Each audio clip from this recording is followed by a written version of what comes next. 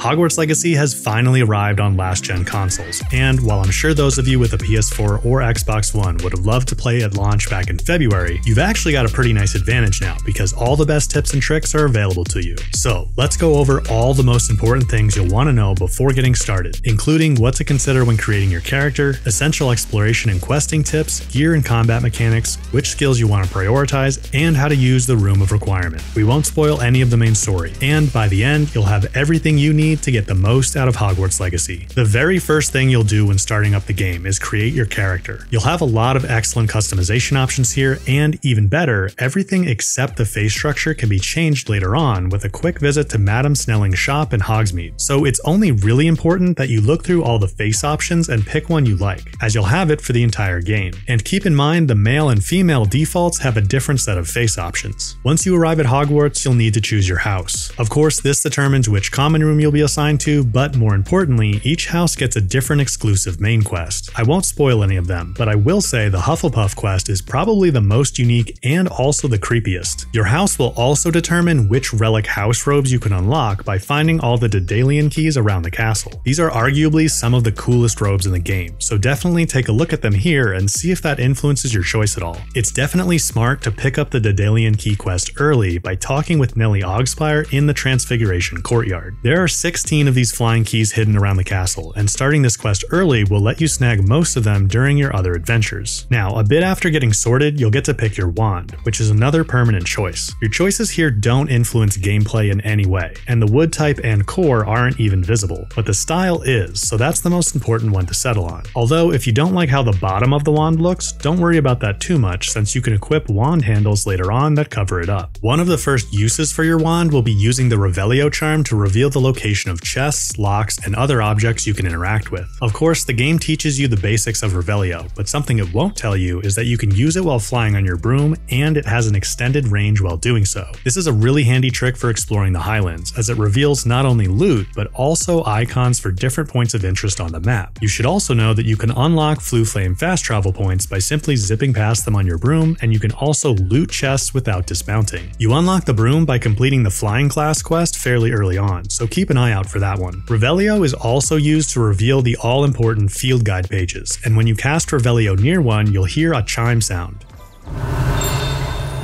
This only happens with the field guide pages, and the chime will actually give you a sense for the distance and direction of the page, especially if you're wearing headphones. Field guide pages are really important because they are, by far, the easiest way to rack up XP and level up, especially at the start of the game. So definitely listen for that chime and snag as many as you can. To grab the flying ones, you'll need to use Accio, and these statues holding orbs will also give you one when casting Levioso on them. You'll also find dragon braziers that will reward you with a page when lit with Incendio or Confringo. Now, collecting field guide pages will progress a few of the challenges inside your field guide, and it's important to understand that these challenges are the only way to level up. Completing quests and defeating enemies will give you XP, but only because those actions are associated with challenges in the field guide. This means there's no way to grind XP in Hogwarts Legacy to get the maximum level early, which is 40 by the way. The only way to get maximum level is to complete every single challenge in the field guide, and because finishing all the main and side quests are two of those challenges, you can't get max level before the end of the game. Oh, and by the way, make sure you check your challenges often because when you complete one, you don't get the reward automatically. Instead, you have to actually go into the challenges menu and claim the reward manually. Other than field guide pages, there are tons of other collectibles and puzzles around the map. In the castle, there are these tricky ornate creature doors, officially called Arithmancy doors. I know a lot of people get hung up on these, and some of you are actually really close and just need one small hint. So if that's you, then you might just need to know that the Demiguise in the bottom left is 0, not 1. Now, if that doesn't make any sense to you, don't worry because I have a full walkthrough for you in my original tips and tricks video, which I'll link down below. By the way guys, if you find this video helpful, leaving a like would be awesome and much appreciated as it really does help me out. Around the castle and in Hogsmeade, you should also keep an eye out for the Disillusionment chests. These Eybeball chests contain 500 galleons each, which is a lot of money in game, and all you need to do to open them is get a little distance away and cast the Disillusionment charm on yourself, then sneak up and pop them open. There's a whopping 15 of these in Hogsmeade alone, for a total of 7,500 galleons. So as soon as you learn the Disillusionment charm, you should totally zip back over to Hogsmeade and loot them all to rack up some easy cash early. Plus, there are plenty more of these scattered around the castle and grounds. If you'd like a little bit of help finding them, or anything else on the map, I highly recommend using Map Genie's interactive map, which I'll link below. You could also use Map Genie to help locate Demiguise statues, an important collectible associated with the caretaker Mr. Moon, who will teach you progressively more advanced levels of the Alohomora spell as you retrieve these statues for him. By learning the more advanced levels early, you'll be able to bust those locks open as you play, saving yourself from having to go back later on. You'll run into Mr. Moon on your way to Hogsmeade the first time, and I definitely recommend finding him again for the Caretaker's Lament quest as soon as possible after that so you can start collecting Demiguise statues. They can only be collected at night though, so it's good to know that you can change the time of day at any time by simply opening the map and pressing down on your right thumbstick to wait. You'll need to make it night or day for a variety of other quests as well. The wait command is actually shown along with some other handy controls along the bottom edge of the map, but I think a lot of players miss these. And even though it tells you to use the left and right triggers to zoom in and out, it's not totally apparent that you can zoom out multiple times until you get a top-down view of the different regions, and more importantly, a list of collectibles found in each region as you hover over them. So, for example, if you feel like Map Genie makes finding Demiguise statues a little too easy, you can use the collection lists here instead. The list also shows how many Merlin Trials are in each region, which are environmental puzzles you can solve after completing the Girl from Wagadu quest with Natty, and speaking with Nora Treadwell by the lakeshore nearby. Completing Merlin Trials and claiming their challenge reward is the only way to increase your inventory space for holding gear, which is very limited. It's actually pretty frustrating, because you'll find yourself in situations where you actually need to destroy gear to make room for looting more, which is definitely not ideal because you won't get any gold when destroying gear as you would when selling it. We'll talk more about gear in a moment, but for now, just know that you should knock out at least 8 Merlin Trials as soon as possible to set yourself up with a bit more inventory space for the rest of the game. Keep in mind that you only need Lumos, Accio, Reparo, Confringo, and Flipendo to solve all 9 types of Merlin Trials. If you're stuck, my best tip is to hop on your broom to get up high for a different perspective, and try casting Revelio while you're up there. Let's switch gears and talk about skills, or talents as they're called. Talents each cost 1 talent point to unlock, and you'll get 1 talent point each time you level up, starting with level 5, so there's a total of 36 possible points once you reach max level 40. You can't start spending your points until you've completed the Jackdaw's Rest main quest though, which is about 5 to 10 hours into the game depending on how much exploring you do. And don't worry, if you level up a bunch before you get to the Jackdaw quest, you'll get all your talent points retroactively. Now, I have a whole video on the best talents to get for every playstyle, which I definitely recommend checking out, because the other really important thing to know about talents is that once you've spent a point to unlock one, there's no undoing it, so you really want to pick your talents carefully. The first couple should definitely be Spell Knowledge 1 and 2, which will give you more spell sets for slottable spells. You'll also want Basic Cast Mastery, which helps recharge those slottable spells while they're on cooldown. Again, to dive deeper into talents, I highly recommend checking out my dedicated video when you're done here. I also want to give you guys some essential tips on gear and traits, as it can be a bit confusing how these work.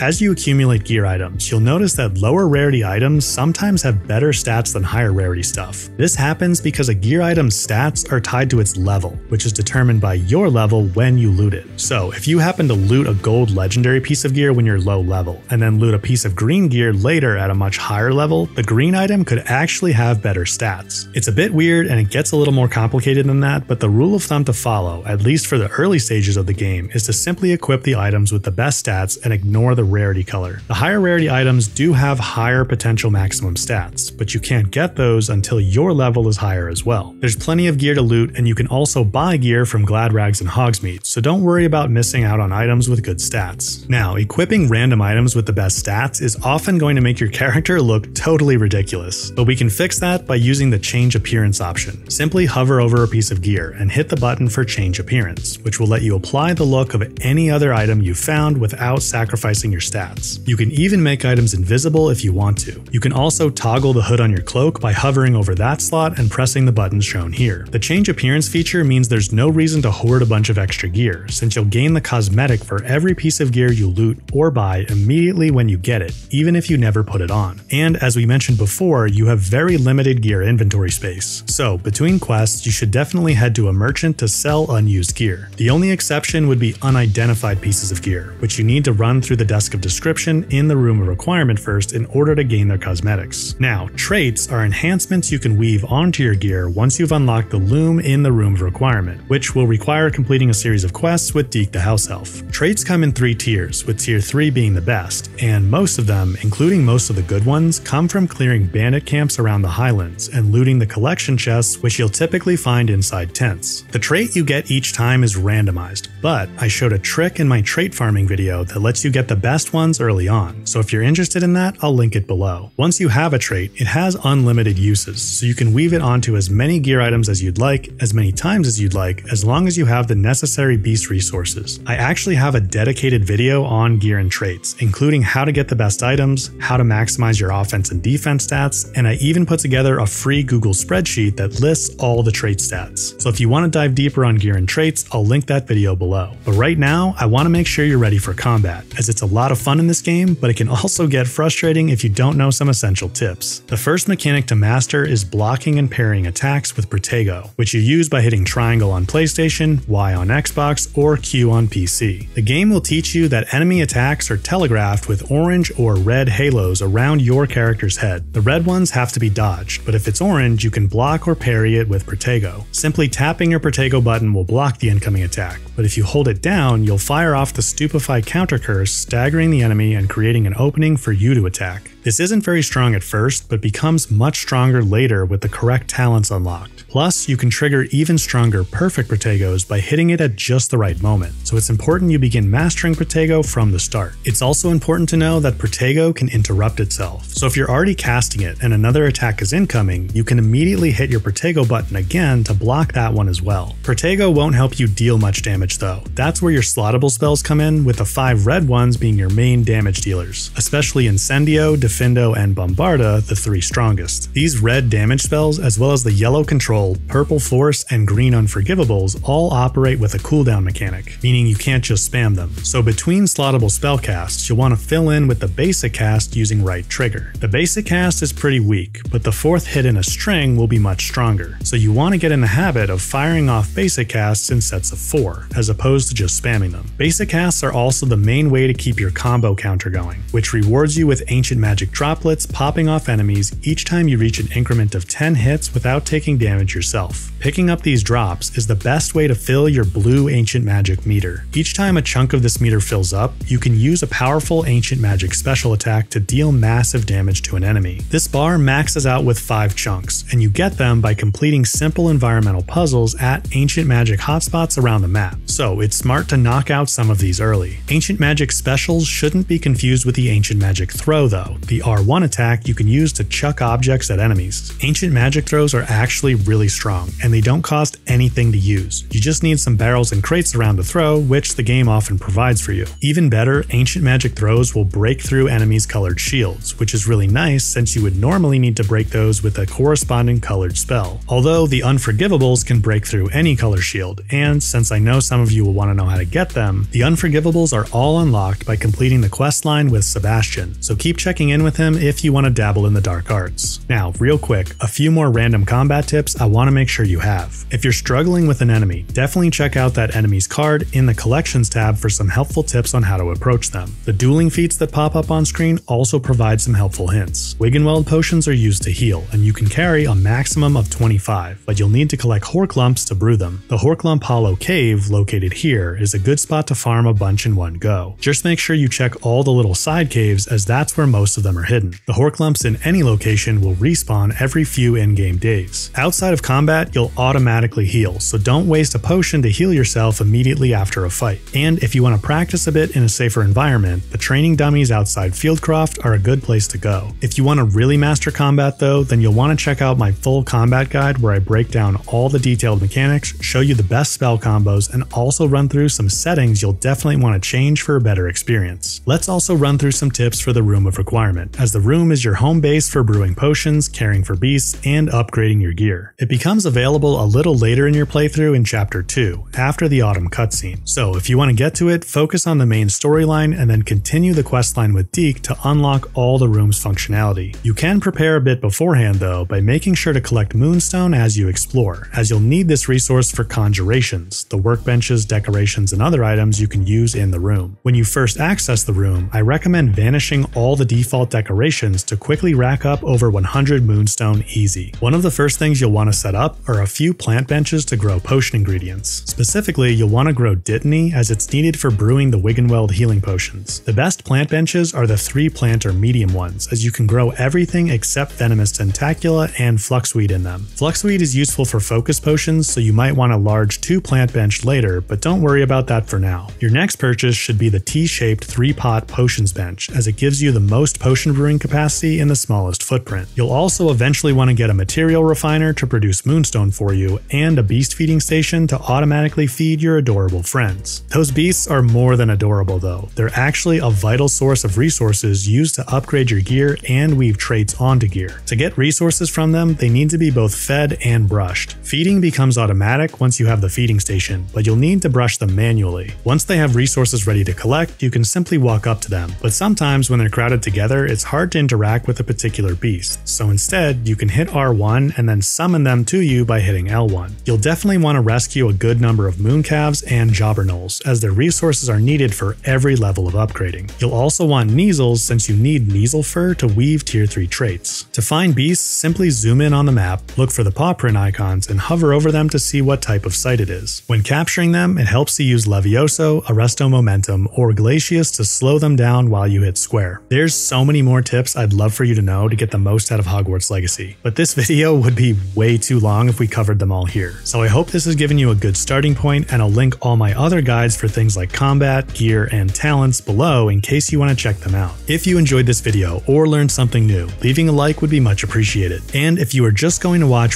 one more video on Hogwarts Legacy, I'd highly recommend my combat guide right here. I'm going to apparate over there right now, so I'll see you there in just a second. As always, thanks for watching, and I'll catch you in the next one.